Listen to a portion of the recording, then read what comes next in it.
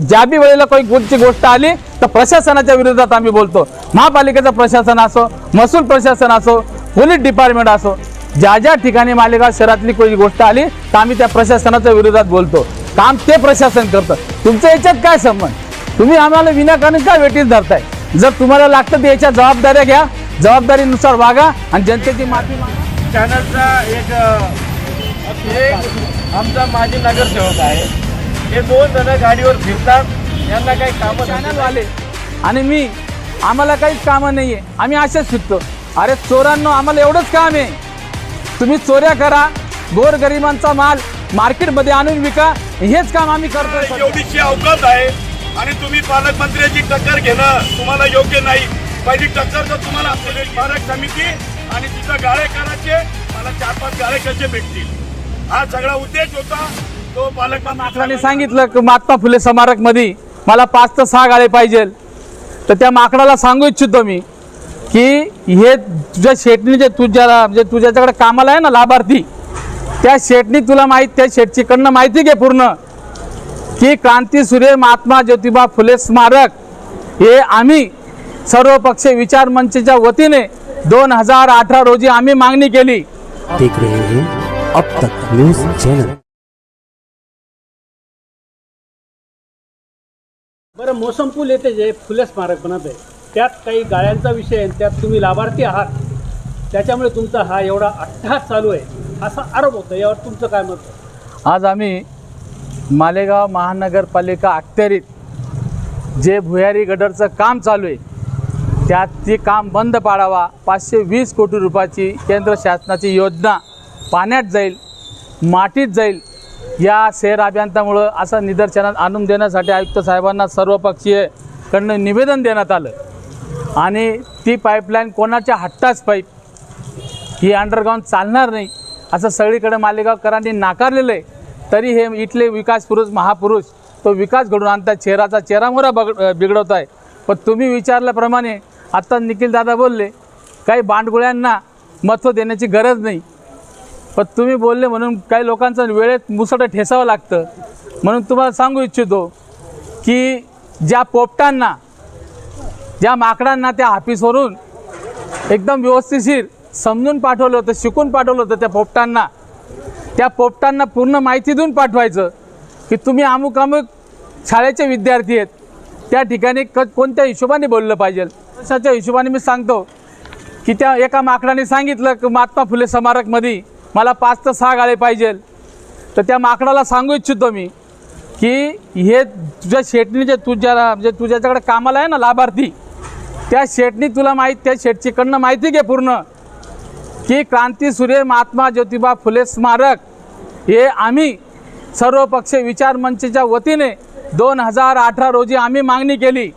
तुम्ही त्या ठिकाणी बेकायदेशीरपणे तुझ्या शेटचे लाभार्थी आणि तुझा शेट बी त्याच्यात सामील होता, त्या लाभार्थींचे त्यांच्यात गाळे होते आणि हा विषय सगळा आम्ही मालेगावकरांनी हाणून पाडला आणि त्या ठिकाणी महात्मा फुले स्मारक भव्य दिव्य मालेगाव शहरात झालं पाहिजे अशी आमची इच्छा होती।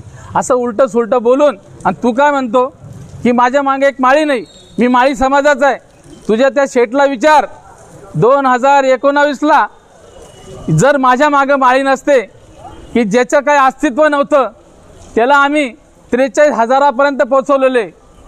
म्हणून हे मला सांगण्याची गरज नाही माझ्या मागे किती माळी आहेत आणि किती नाही आहेत। राहिली दुसरी गोष्ट, त्या ठिकाणी शिवतीर्थाचं भूमिपूजन झालं।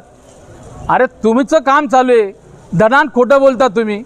जर दोन वर्षापासून तिथं 3 वेळेला आंदोलनं झाले, 2 वेळा त्याची वर्क ऑर्डर झाली, तुम्हाला जेव्हा ब्लॅकलिस्ट टाकण्याची वेळ आली तेव्हा तुम्ही खडबडून उठले, ठेकेदार खडबडून उठला, त्यांनी सांगितलं त्या लाभार्थ्यांना आता मी ब्लॅकलिस्ट होणार, तुम्हाला काम करायचं तर करा, नाही तर मला काय आहे तिथं आयुक्तांच्या बोलण्यानुसार मला ते काम सांगावं लागेल की नवीन टेंडर काढा। मी आणि जाबीर शाह ते म्हणता एक चॅनलवाले आणि मी आम्हाला काहीच कामं नाही आहे, आम्ही असेच फिरतो। अरे चोरांनो, आम्हाला एवढंच काम आहे, तुम्ही चोऱ्या करा, गोरगरिबांचा माल मार्केटमध्ये आणून विका, हेच काम आम्ही करतोय सध्या। तुमच्यावर फिरता फिरता लक्षात ठेवतोय आणि याच्या पुढे बी लक्षात ठेवा, आम्ही तुमच्यावर काय काय लक्ष ठेवणार चोरांनो। आणि म्हणून तो एक चोर बोलणं वाचलात लगणी काय शानी, ते शिकून पाठवलं त्या ठिकाणी का तो म्हणतोय का हे काम जे आहे ते बऱ्याच दिवसापासून चालू आहे. अरे बऱ्याच दिवसापासून जर चालू होतं तर मग तुम्ही ज्या वेळेला आम्ही त्या ठिकाणी गेलो की अजून काम चालू होत नाही, ठेकेदाराला ब्लॅक लिस्ट टाका, मग का तुम्ही काम चालू केलं? Yes. तर त्यानंतर आयुक्तांनी नोटीस दिली तुम्हाला. शहर अभियंताला सर्वपक्षीय विचारमंचांनी, आम्ही मालेगावकरांनी, रामदास बोरसेंनी, निखिल दादांनी, ह्या सर्व टीमनी त्या ठिकाणी धाऱ्यावर धरलं आयुक्तांना. तेव्हा ठेकेदाराला नोटीस काढली, तेव्हा तुम्ही काम चालू करताय. आम्हाला त्याच्यात काम करा अथवा नका करू, मागण्या आमच्या आहे. गेल्या 18 वर्षापासून 15 वर्षापासून मालेगाव विधायक संघर्ष समितीत आम्ही काम करतोय. या मालेगावच्या शहरासाठी, मूलभूत सुविधासाठी आम्ही वेळोवेळी झटतोय. आम्ही कधी तुमच्या विरोधात काय बोललो? तुम्ही का अंगावर घेताय सगळं? आम्ही ज्या बी वेळेला कोणती गोष्ट आली तर प्रशासनाच्या विरोधात आम्ही बोलतो. महापालिकेचं प्रशासन असो, महसूल प्रशासन असो, पोलीस डिपार्टमेंट असो, ज्या ज्या ठिकाणी मालेगाव शहरातली कोणी गोष्ट आली तर आम्ही त्या प्रशासनाच्या विरोधात बोलतो. काम ते प्रशासन करतं. तुमचं याच्यात काय संबंध? तुम्ही आम्हाला विनाकारण का वेटीस धरताय?